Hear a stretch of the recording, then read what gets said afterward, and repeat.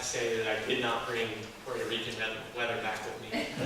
Clearly it was sunny 70 pretty much every day we were there. Well, it's about the opposite outside now. But first of all, I really want to thank everyone for all the support they gave me, from those that helped donate to those that helped with the soup and salad luncheon, and everyone who helped pray for me while I was over there. I'm just really, thank you so much from the bottom of my heart. And so I'm going to talk a little bit about some of the work experience I had in Puerto Rico. I'm going to keep it short, so I'm not going to delve too much into the culture. And if you have any questions, feel free to ask. Every time I go on a mission trip, I'm reminded of Isaiah 6:8, which is one of my favorite verses, which reads, "Then I heard the voice of the Lord saying, 'Whom shall I send, and who will go for us?' And I said, 'Here I am, send me.'" That's a pretty popular mission trip verse. A lot of the places I've been display it somewhere. It's for good reason. Mission trips are really the embodiment of that verse. At least the ones I've been on have been.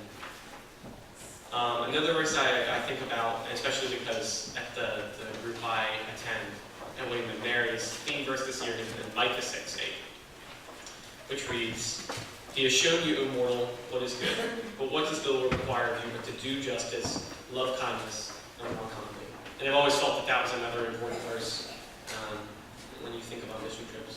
In fact, Isaiah 6:8 was written in Spanish around the fire pit at the place we were staying. But those are verses I always keep on mind when going on trips. They're always, first and foremost, for the glory of God and His works. That being said, I still got to have a lot of fun.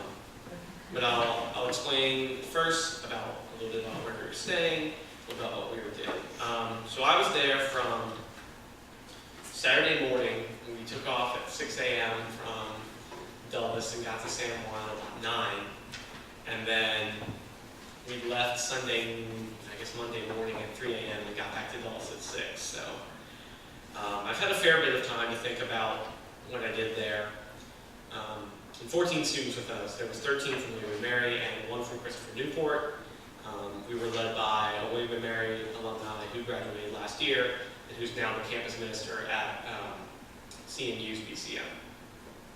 We stayed at a place called Campamento del Caribe, or Camp Caribe, which is in Juana Diaz, Puerto Rico. Juana Diaz is the center south of the island. If any of you know the geography of the island, it's southwest of San Juan. Camp Caribe describes itself as a year-round Christian ministry hosting summer youth camps and other events throughout the year, as well as partnering with schools, churches, businesses, and other organizations to host retreats for groups of all sizes. It's actually been there since about the 60s, and it started as a school.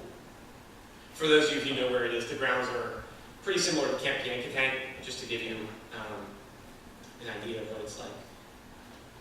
It's a really, really neat campus, and it's right on the water, black volcanic sand, so you can see out all the way to the Caribbean Sea. It's a really nice place to be.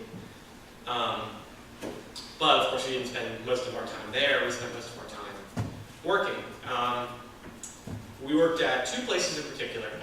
Half of the group went to the neighboring town, Ponce, and went to a homeless ministry called Cristo Pobre, which roughly translates to Poor Christ. And I unfortunately did not get the opportunity to go to and work with Cristo Pobre, so I don't have a super good idea of what they did there. I know they work to help serve, the Cristo Pobre helps serve the homeless there, and they run like a clothes drive to help donate. And they just generally are a homeless ministry that operates around Ponce. But I worked mostly in one of the local neighborhoods at one of the houses, in a place that they call Club Maravilla. And it's basically a vacation Bible school that kids in the neighborhood could go to after school. And we did mostly construction work there, helped build a wall. We started the foundation of like a storage room on the side. So most of my work there involved mixing cement. And I have a pair of jeans that will never be clean. They're covered in paint so much. But it was really neat because later in the week on Epiphany, which which they call Tres Reyes Day there. They focus on the Three Kings. It's a huge deal there. But we got to go that day and see the kids at Club Maravilla, which is organized by, there's a missionary woman who works for, I think it's called Grace. It's a missionary work that's associated with Grace Bible College in Tennessee. And though there was a woman who worked closely with Camp Green Bay there, and her husband, Harry and Kayla. And Harry was one of the people that helped us work on construction. They were a really, really sweet couple. And it was really awesome to see the fruits of our labor pay off with all the happy kids using the space that we were just working on. And it's going to be really neat to see how that place expands, because Harry told us that it just essentially, it was this little outdoor room that's supposed to be completely filled in, and they're going to eventually put AC into it. It's going to look really good. I really enjoyed my time in Puerto Rico, and if the opportunity ever comes up again, I would love to do it. And I would recommend y'all, even just for a vacation, Puerto Rico is beautiful. You can drive 45 minutes and go from the beach to the mountains to a river, all of which we did at one point in our off time. They were all beautiful. And it was a great physical and spiritually fulfilling experience. It was certainly hard work, but this was a group of really great people. So I just want to thank you guys for letting me have this opportunity.